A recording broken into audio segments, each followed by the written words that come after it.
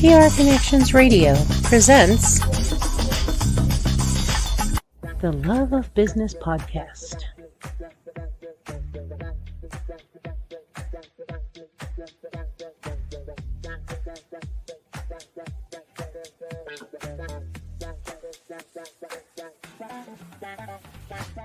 The Love of Business, nurturing the entrepreneurial spirit.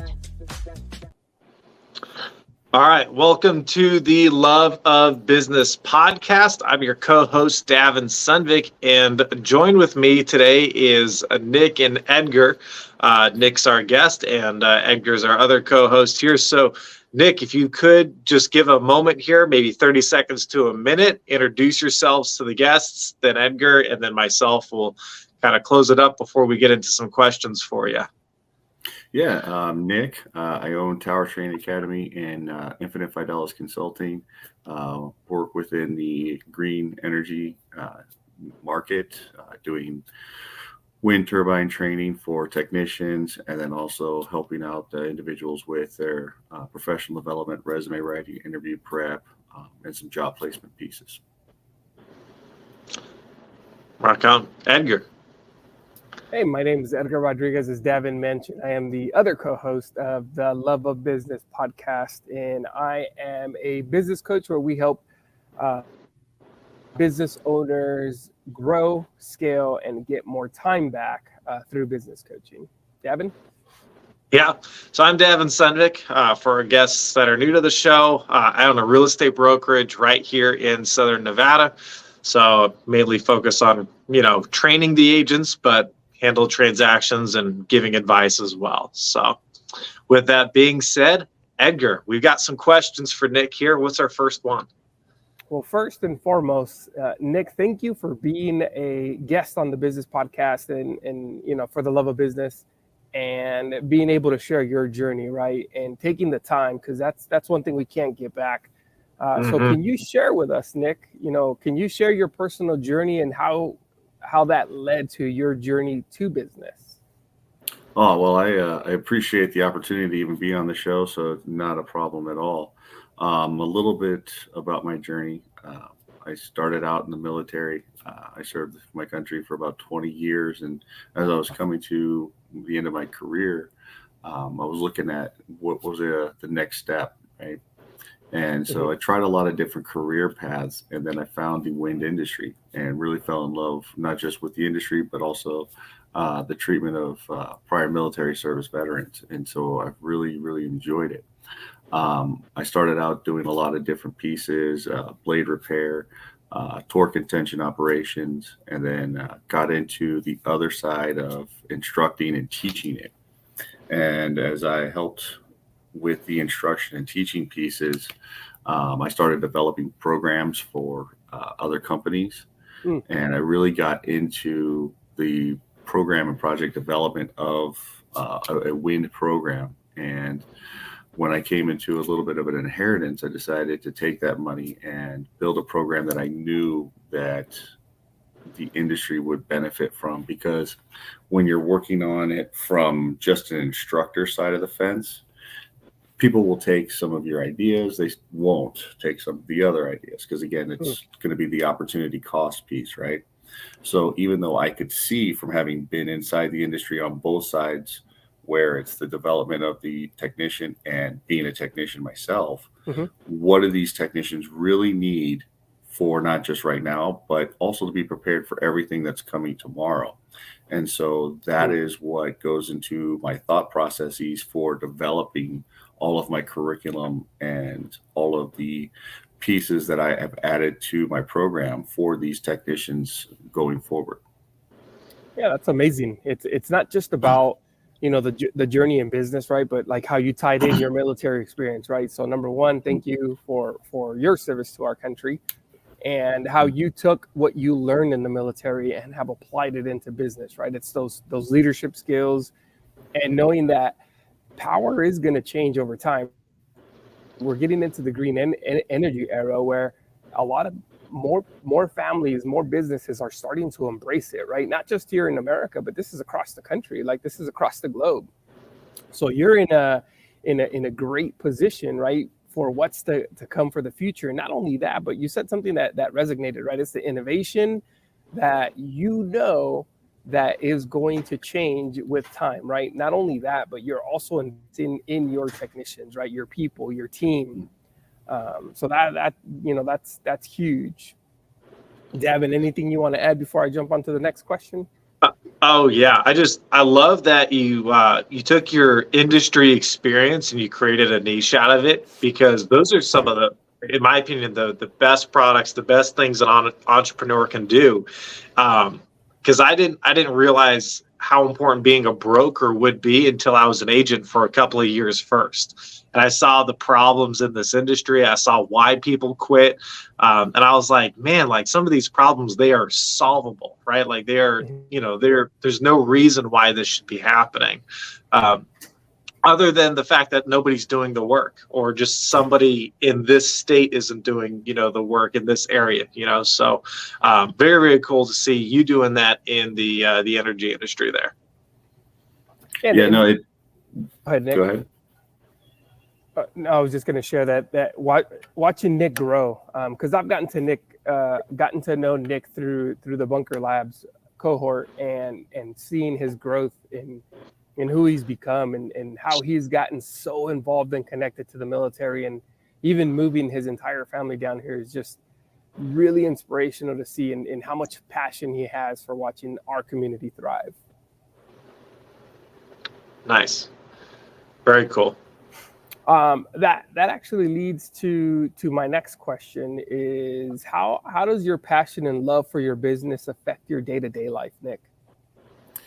Well, very luckily for me, I have probably the best wife on the planet. So she allows me to be able to take some of those home pieces and, put those onto her plate so that I can focus on the business piece.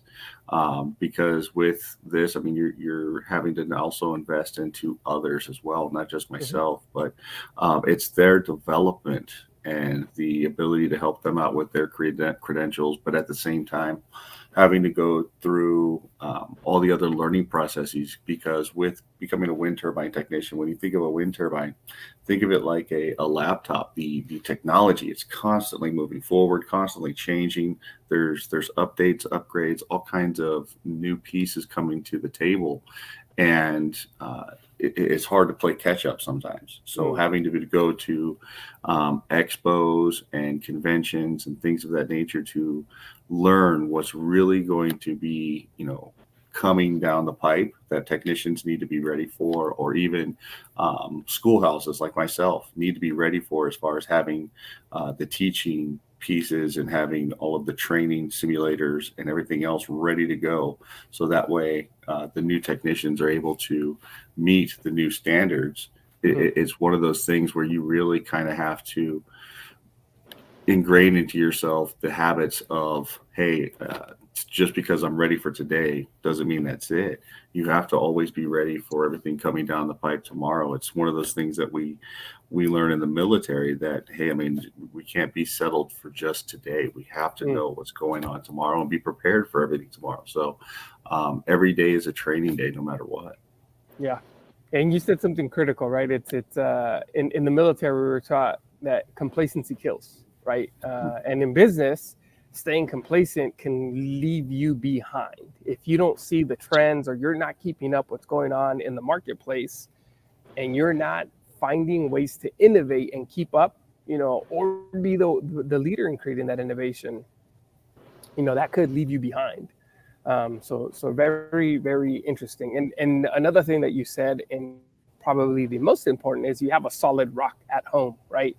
Your wife allows, a lot of us, right, in this entrepreneurship journey, we have to have a strong piece at home that's going to support us to take these leaps and bounds, because entrepreneurship is risky, right? It can be risky, but the satisfaction that we get, and the gratitude for pouring into others and building our own community is what's awesome. Yeah, Edgar, you hit it exactly. It's what I was going to talk about at the end there. I love, Nick, how you started talking about about your wife, mainly because I think people really underestimate how hard it is, how easy it is to be successful in business, and then also how hard it is to maintain that relationship at home after you've become successful in business. I think people really, really overestimate the difficulty of making money in business, and then they underestimate all their home needs. So yeah, having that and recognizing that importance, because yeah, in business you got to invest into other people, and that leaves a gap, to be filled. And if that person at home can fill that gap, you've got something very special there. So always excited to hear success at home too. Because it's not just when you're saying investment in people. I mean, that's that symbiotic relationship between my schoolhouse and then that student, right? They're coming to me saying, okay, my understanding is this is the best thing since sliced bread, if you will, right?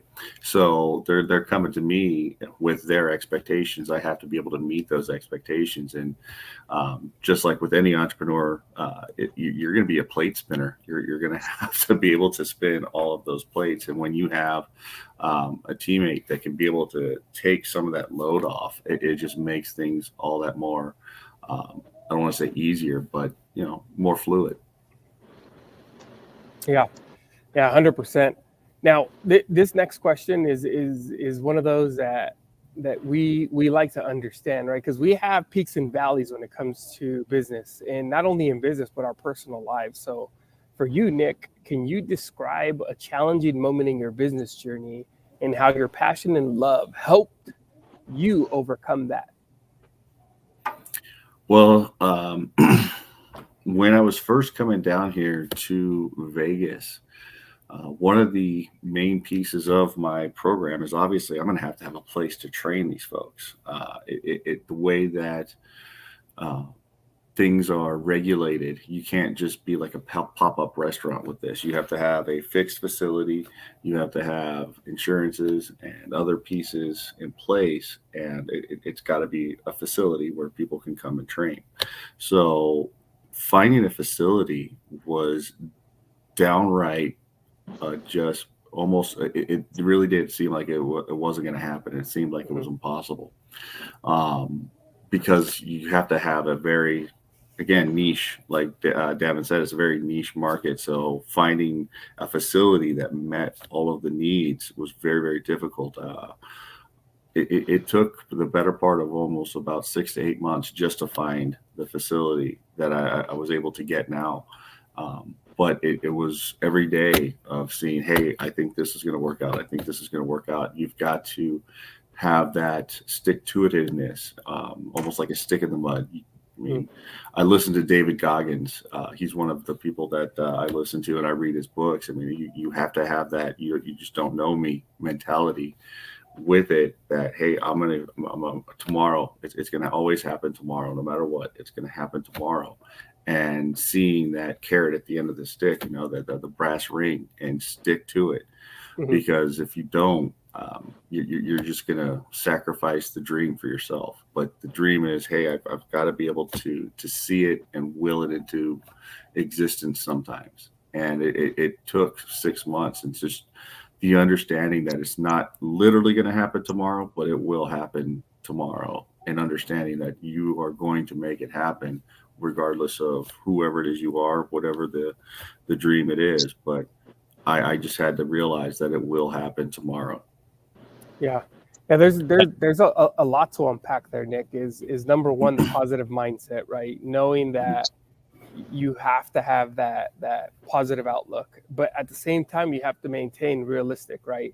Not only that, but you mentioned, David Goggins, his mind is on a whole nother level, right? There's nothing that man cannot do if he puts his mind to it, right? But it's the word that you used, right, is grit, right? Grit is what you have to have in business, and it's the passion that will, when your passion for business is big enough, the how will happen, right? When your love for the business and how strong it is, everything else will flow through. So that's something that I picked up, and that's massive when it comes to what the audience is looking for. Yeah. And Nick, by the way, so I actually have firsthand experience, because I've actually done what you've done, but with clients over and over and over again when it comes to commercial property. So, whenever you have an industrial type business and you're looking for property, it is oftentimes the criteria just gets so niche. Like you have all these properties to choose from, and then it's like, well, we need this size. Well, we have this budget. Well, we have to have this room configuration. Well, we have to have this zoning, and then all of a sudden, you have like one option at a time, or sometimes two. It can be very frustrating. So it takes, I like to call it just determination. Like you just know you're going to be successful. You just don't know when, but you just know you are, right? So the fact that you're able to find a building, in the industrial space in general is, it's an accomplishment. It's hard to do. So. I found a really, really good space. Not to go off too far to the left, but no, I found a really good space, really happy with it. And like I said, just understanding that it was going to happen tomorrow and having that mindset, it's going to happen. That's just one of those things that you got to have. Yeah. Good stuff there. Yeah. Leads to my next question, Nick. How do you align your business goals with your personal passion and values? So I try not to, because one of those things is you can't take work home, right? But with those pieces that do intertwine, it's just the love of helping people and seeing, especially when you have students, it's those light bulb moments, as we like to say, is like, oh, aha, when you go from actually teaching something by PowerPoint or through the book method, and then now the students, they get their hands on it and they have those aha moments. Those are the pieces that I really, really kind of embrace and live for, because now they're actually going through, again, this is going off to the left a little bit, but there are 4 phases of learning. Right, you have the introductory phase where that's where you teach somebody, 1 + 1 = 2. Okay, great. Then you have the rote memorization. That's where you ask the student, what's 1 + 1? 2. How do you know? Well, I just know that gets you to ask the next student. I just know that I've answered the question. Now you move on, right? I don't know. I don't understand the whole concept piece, but I just know that gets you to move on. Okay, great. Then you have the conceptual phase. That's where, okay, I get it. 1 + 1, 2. Got it. I get it. And then you have the 4th phase, which is the mastery. And so it's the same philosophy as Bruce Lee, where I'm not afraid of the person that has practiced one kick, or 10,000 kicks one time. I'm afraid of the person that has practiced one kick 10,000 times and knows 10,000 ways to apply it. And so it's those pieces that I deal with in business, of teaching those folks all of the different ways of they can apply this one technique and these one pieces of theory to be able to take care of this giant apparatus, or even worse comes to worse, they're in a bad situation, they have to do some type of a rescue. But I take those same principles and practices and processes, and I put those into my business of, okay, what am I not knowledgeable on? What do I need to become knowledgeable on? And how do I start to master those pieces? Because again, I don't know everything, but I also have to surround myself with the people that do know what I don't know. And so I add those pieces to the Rolodex as well. So it's understanding what you don't know, because what you don't know can kill you. So what don't I know? Who's better at it? And how do I get them into my fold? So that way we're ready to go and we can take care of whatever obstacle that is in front of us. Yeah, no, I agree 100% there. And I couldn't have said it better myself, Nick. It's the people we surround ourselves with, right, is one of the keys to business. On top of that, it's what we don't know and embracing that, right? Moving our ego to the side to say, okay, I don't know this aspect of business. Who does? How do I get in contact with them? And how do I bring them in so I can learn from them, right?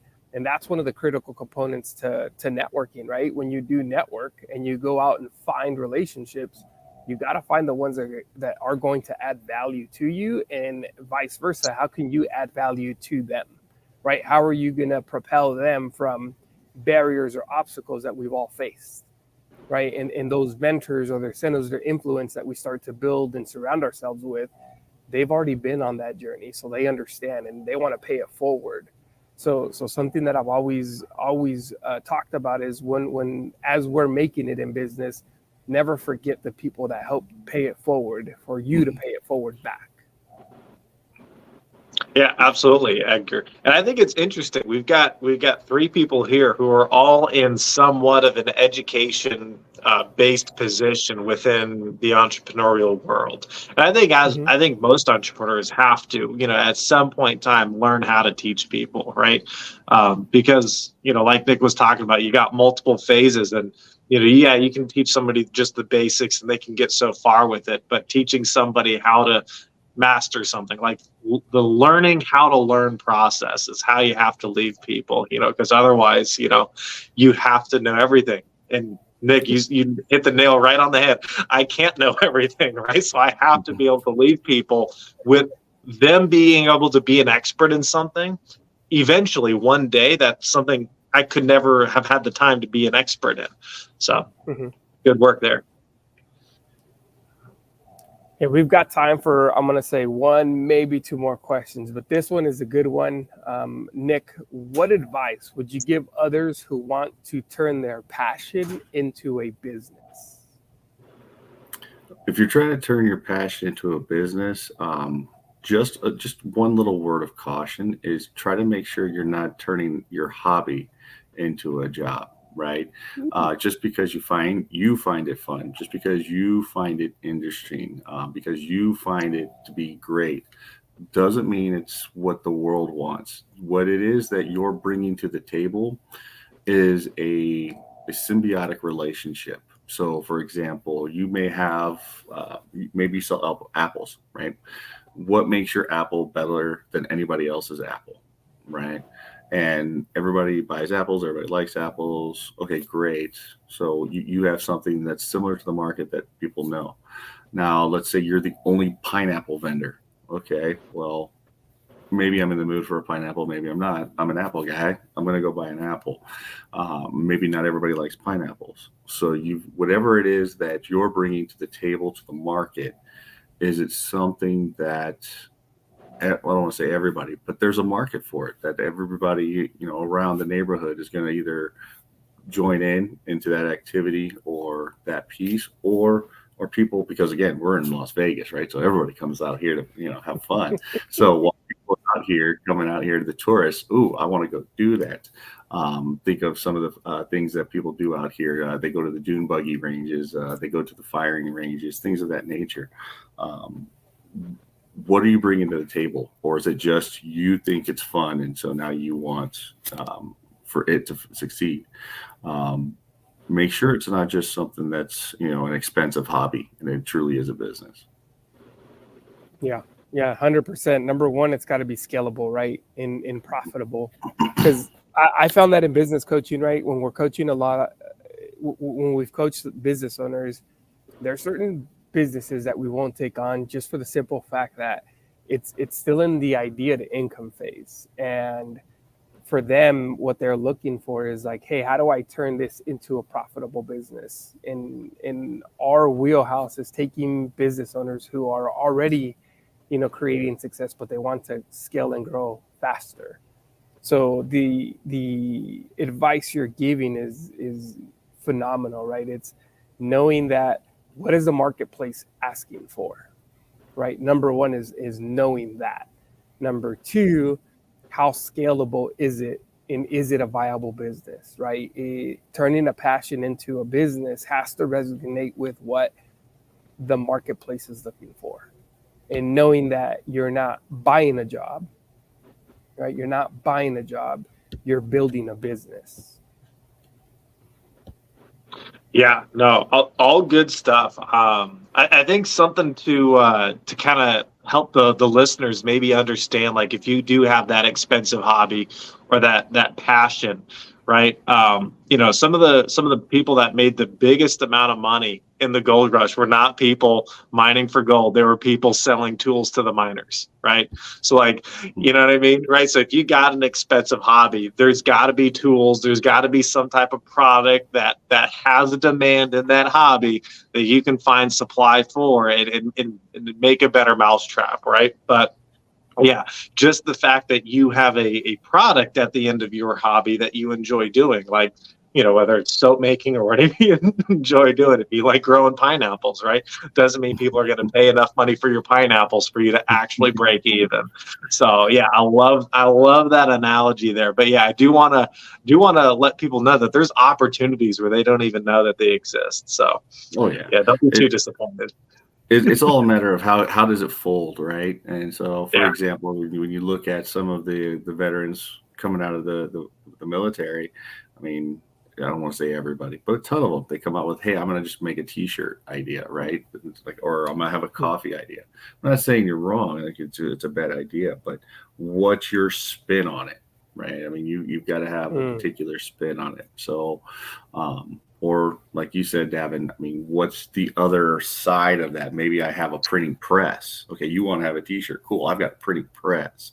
Let's make T-shirts together. It's your T-shirt, but I'm just printing it. So what's your spin on that idea?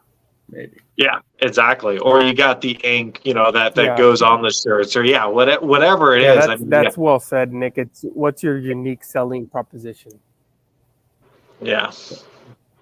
Yep, exactly. Good stuff. I do think we have time for just one quick question before we close out here. So, Edgar, what do you got? Oh, can you hear me? Yeah. So the final question, Nick, is there are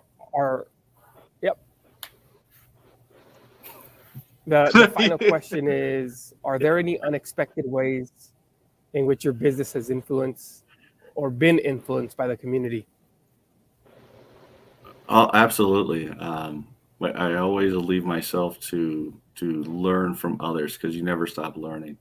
So the community, some of the things that they've shown me and helped me to grow my business and pivot, if you will, because even though you have a direction you want to go, it's not always a straight line to the goal. You have to understand that sometimes you have to pivot, make little turns, make adjustments and adaptations. But again, you can't do it all on your own. I've had to lean on others within the community to learn, how does this actually work? So you have to be a little more fluid and not rigid with things, go with the flow on some things. And that has really helped me get to where I want to be. For example, helping me out with building my apprenticeship piece. I've leaned on a lot of the workforce development individuals to show me and guide me on certain pieces for building this, because again, there are things I don't know. And so even though I know where I want to be, how to get from point A to point B, again, it's not always a straight line. I've got to be, flexible and ability to pivot. I think people need to understand that sometimes just because it doesn't go the exact way you want it to go, doesn't mean it's going the wrong way. It just means you have to pivot and adapt to it. Mm-hmm. Yeah, well said. Adaptability and knowing, hey, what is the next move, right? It's like almost like playing chess. You got to know the move before it actually happens and foresee what could potentially be happening. Davin, do you want to wrap us up? Oh yeah, no. I mean, when it comes to sticking and moving, I mean, I think that's one of your advantages as a small business. Like when you first get started, you can shift so much faster than a large business can. So it's like if you don't use that one advantage that you have, it's like you're shooting yourself in the foot, right? In a race that you could win, right? You can win the adaptability game in the small business world. Then once you grow, you got to be a little bit more selective about your direction. But yeah, it's way underutilized in the small business world.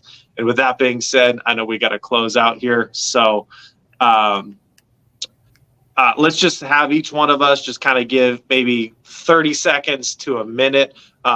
If there's something that you wanted to bring up that maybe you didn't get a chance to say, great time to say it.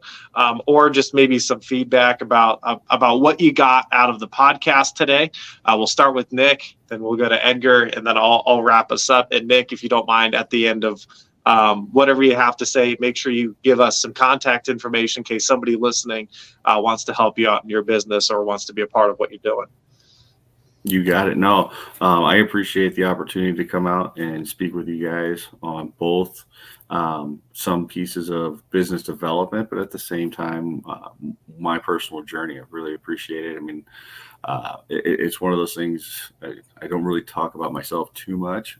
It's more always about my students, right? And making sure they have what they need. So as far as, either wanting to be a part of the business or if you want to be a wind technician, just go ahead and do a Google search for Tower Training Academy. We're on the north side of Las Vegas over by the Raceway.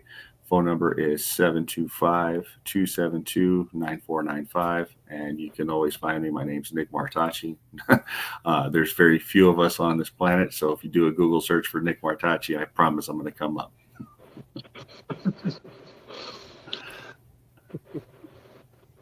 Edgar.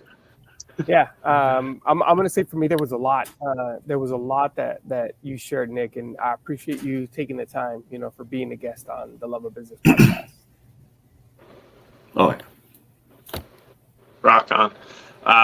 I think my favorite thing about this episode is we touched on some very realistic things that people can do to be successful and people can keep in mind of, because it's not always these super complicated things that lead to success. Sometimes it just means leaving your ego at the door and accepting that there's a good way to do it, right?